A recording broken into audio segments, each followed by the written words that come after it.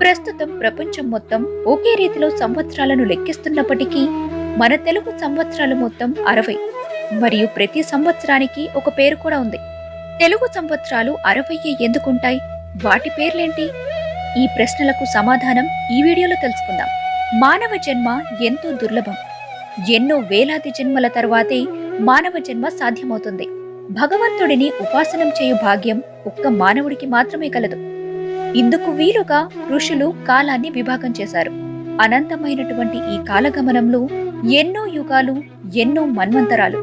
అందులో భాగంగా రోజులు, పక్షములు, వారములు, సంవత్సరములు, అయనములు, పగలు, రాత్రి, ఇంకా మరెన్నో. ఇన్ని విభాగాల్లో సంవత్సరములు ఎంతో ప్రధానమైనటువంటి విభాగం. సూర్యుని చుట్టూ ఉండేటువంటి కాలమానాన్ని గణన చేయడాన్ని సౌరమానమని అంటారు. అదే చంద్రుని చుట్టూ ఉండే కాలమానాన్ని గణన చేయడాన్ని